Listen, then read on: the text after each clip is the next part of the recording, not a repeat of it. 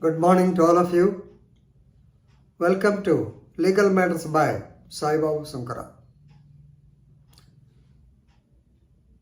Think that all of you know about the arrest of the former CM of AP, Sri N. Chandrababu Naidu, at Nanjala yesterday at about 6 a.m. by CID police of AP. Some of the students requested me to explain the provisions of law in which the case was registered and the implications, because the number of sections are heavy. Many sections of law were used in the particular case. So I will try to explain the sections of law. I'm not going to the political scenario, I'm not interested.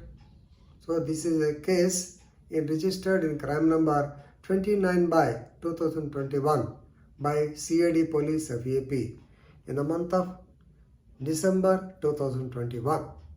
Crime number 29 by 21. Now coming to the sections. Sections are basically, the first section is 120B. 120B is criminal consequence. 120B, now let me read the sections first. 167, 167, 166, 167, 418, 420, 465, 468, 471, read with 34 and 37 of the Indian Penal Code. Indian Penal Code sections are these 8 or 9 sections. Read with section 12 and section 13 1C and also 13 1C within small bracket A of the Prevention of Corruption Act. So PC Act. PC Act applies to only public servants, right? So this case was registered.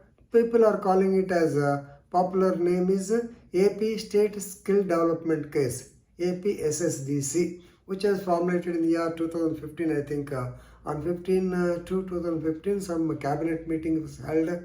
Ultimately, they have taken a decision. They have got an MOU with Siemens India, not Siemens Germany, Siemens India. All these things ultimately it led to the arrest of Mr. Chandrababu Naidu. Right. Now let us go to the sections. 120B, all of you know, it's a criminal conspiracy. What is conspiracy? Conspiracy is nothing but meeting of minds of two people to do an illegal act or to commit a legal act by illegal means. That is 120. 120B is criminal conspiracy. There is no specific punishment for 120B. If the offense is murder, the punishment will be murder, for the same as murder, like that. Okay. If no offense is there, then the minimum punishment is 6 months given, 120B.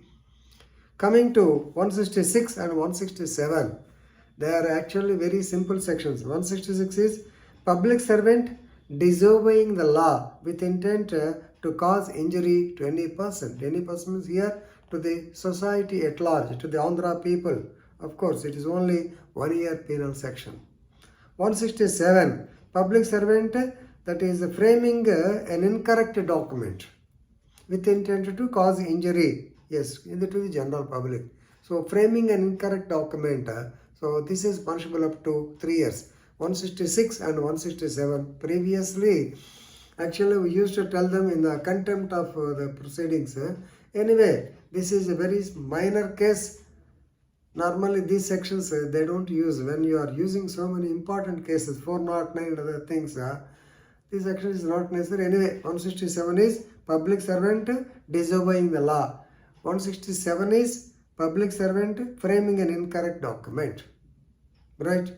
Now, coming to sections 417 and 420, you all know what is 417 and 420. 418 is cheating. So cheating with a knowledge to cause wrongful loss. Basically, the meaning of cheating itself is like this. Whoever wants to get unlawful gain, who wants to cause unlawful loss, wrongful loss and wrongful gain. So it is called cheating. 420, cheating by impulse or punishment for cheating. But before that, section 409 is also there. This is a very serious section. Section 409 deals with the so-called breach of misappropriation. 409.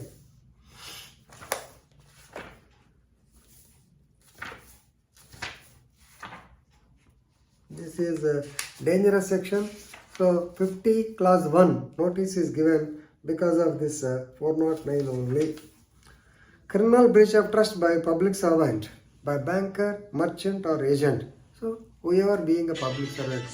Here public servant means, so please remember, CM becomes a public servant.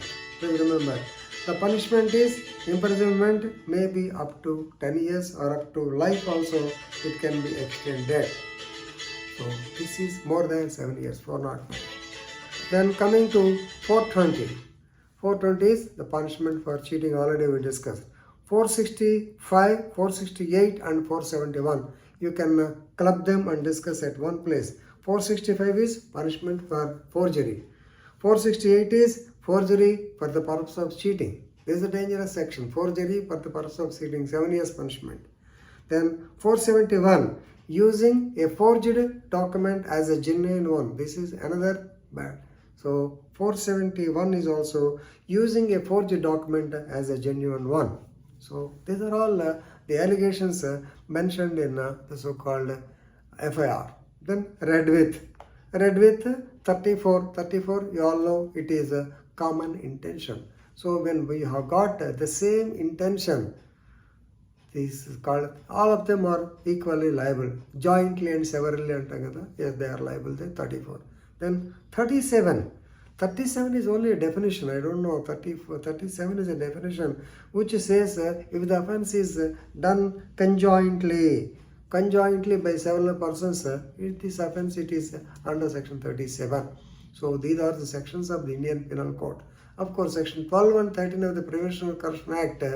So definitely the public servants, they should be restrained from causing such activities. Therefore, the Corruption Act, previously it was dealt with in IPC only, but now a separate act has come that is called Prevention of Corruption Act. You will be knowing, ACB people raided, yes, they will book cases on section 12 and 13 of the 13(1)(b) of the Corruption Act. Being a public servant, he should not go for the so-called bribery and other things.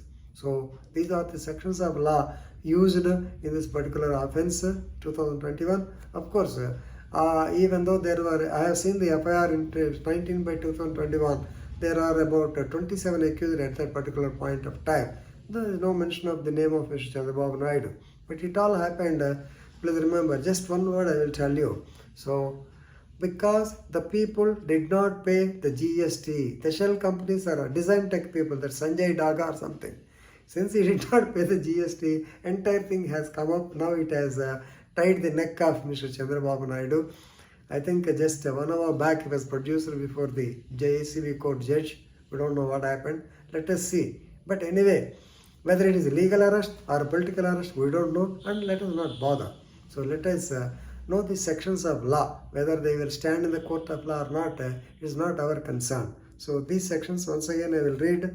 So 120B, criminal conspiracy, 167 and 166 and 167. 166 is public servant disobeying law with intent to cause injury, and 167 is public servant framing an incorrect document.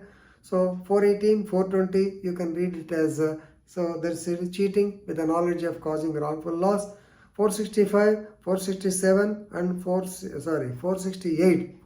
They have added only 465, 468 and 471. They are all punishment for forgery for the purpose of cheating and using a forged document as genuine. 409, criminal breach of trust by the public servant, as well as 34 and 37, common intention. So these are the sections of law under which the FIR was registered. Right? So with this I am concluding. Thank you very much.